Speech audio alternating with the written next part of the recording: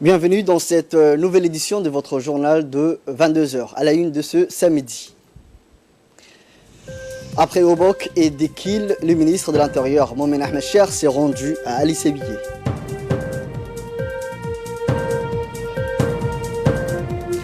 Également dans l'actualité internationale, les suspects de l'attaque de Lyon, toujours activement recherchés. Accueilli par le préfet de la région d'Ali Sebiye, Mohamed Wabari Assoui, le président du conseil régional, Omar Ahmed Waïs, les notables de la région, le ministre a tenu une réunion avec les personnalités de la région, notamment le préfet et le sous-préfet de la région. Le président du conseil régional, les élus, le corps armé, la police et surtout les autorités coutumières de la région. Ces derniers ont souhaité au ministre et sa délégation la bienvenue à Assadjouk et Benidjouk, tout en exprimant le souhait d'une prochaine visite pour davantage de concertation.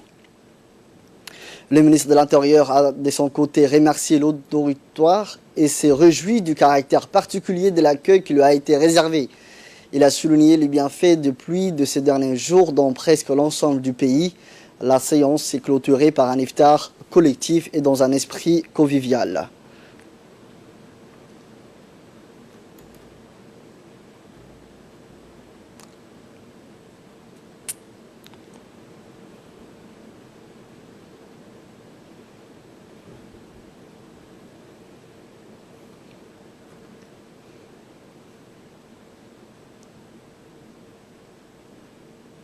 Sous l'égide du ministre de la Communication chargé des postes et de télécommunications, Djibouti Telecom a organisé hier soir à l'hôtel Campeski une cérémonie de remise aux différents lauréats du grand jeu Tombola de Djibouti Telecom.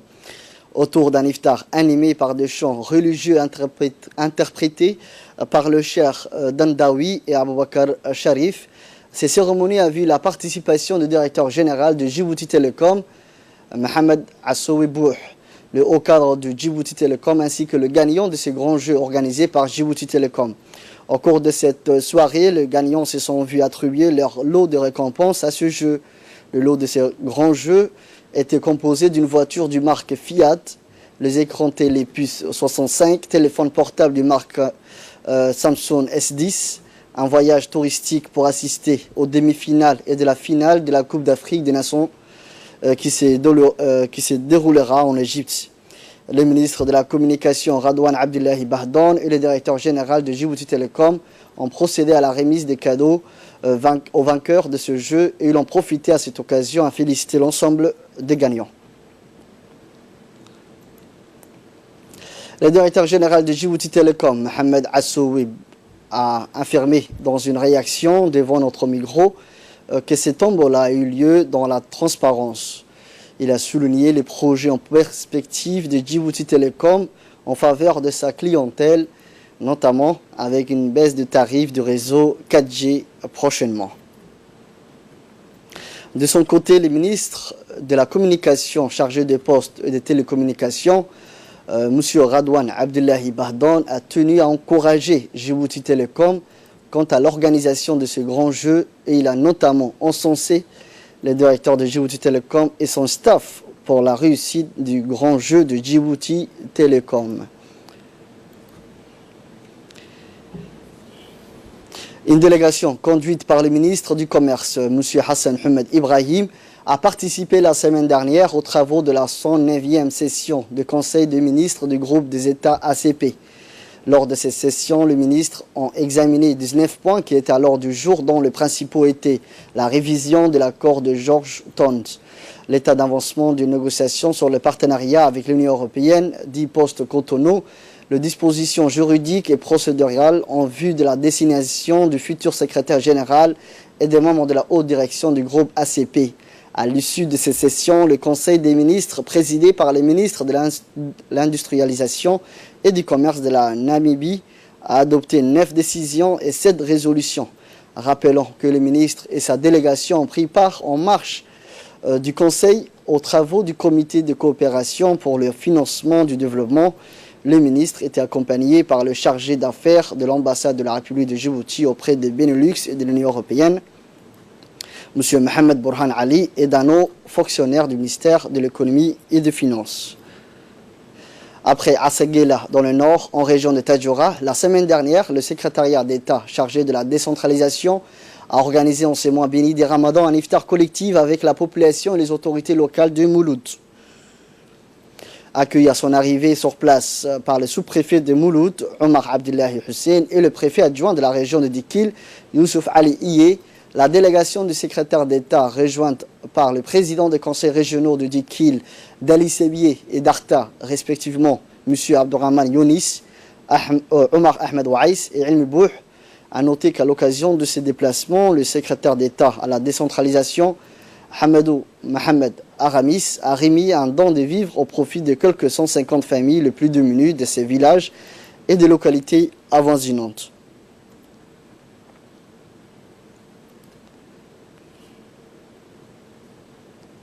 Particulièrement dans ce secteur du sud-ouest de la région de Dekhel, dont Mouloud, la localité de Mouloud fait partie. Et nous remercions Allah pour nous donner cette pluie au moment opportun et au moment où nous avions les populations des zones rurales avaient vraiment eu besoin parce qu'ils risquaient de perdre leur cheptel si la sécheresse allait continuer sur le territoire. Alhamdulillah, mashallah. Une cérémonie de clôture d'une formation portant sur l'analyse de pratiques professionnelles dispensée dans le cadre du partenariat avec l'Université de Montpellier par Pierre Ampère, expert en analyse de pratiques professionnelles et maître de conférence de cette université. Cette formation a concerné 20 formateurs du centre. Les objectifs étant donc la formation à l'analyse des pratiques professionnelles, analyse d'entretien d'autoconfrontation par le cours d'expérience et l'organisation du groupe de travail et planification. Cette cérémonie s'est terminée par la remise des attestations aux participants.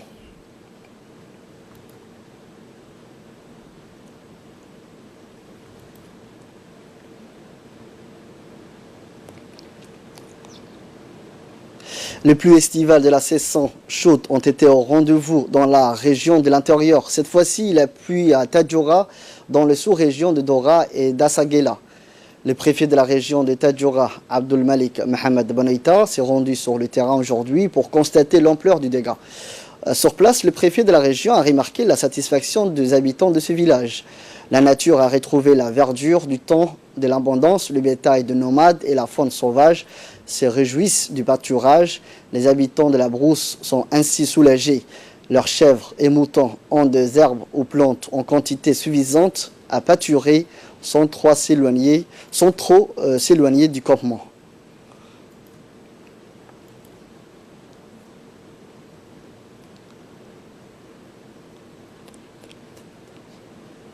Dans l'actualité internationale, les États-Unis ont annoncé hier le déploiement de 1500 soldats supplémentaires au Moyen-Orient, invoquant des menaces persistantes contre les forces américaines émanant du plus haut niveau du gouvernement iranien, qui a dénoncé cette menace pour la paix internationale. Les renforts américains sont destinés à améliorer la protection et la sécurité des forces américaines compte tenu des menaces persistantes de la part de l'Iran, y compris des gardiens de la révolution et de leur soutien, a indiqué le chef du Pentagone Patrick Shanahan dans un communiqué. Ceci est une réponse prudente à des menaces crédibles de la part de l'Iran. L'accroissement de la présence américaine dans notre région est très dangereux et constitue une menace pour la paix et la sécurité internationale à laquelle il faut faire face, a réagi le ministre iranien des Affaires étrangères, Jawad Zarif. C'était dans les titres. La police a diffusé aujourd'hui sur Twitter de nouvelles photos du principal suspect dans l'explosion d'un colis piégé qui a fait 13 blessés légers hier à Lyon. Un trentenaire activement recherché et dont les motivations restent inconnues. Sur ces deux nouveaux clichés, on distingue un homme roulant à vélo. Selon les signalements diffusés par la police, cet homme est vêtu d'un haut vert foncé à manches rétroussées et d'un bermuda clair et porte un sac à dos sombre. C'est tout pour ce journal. Merci de votre fidélité. Restez avec nous. Le programme continue sur Télé Djibouti.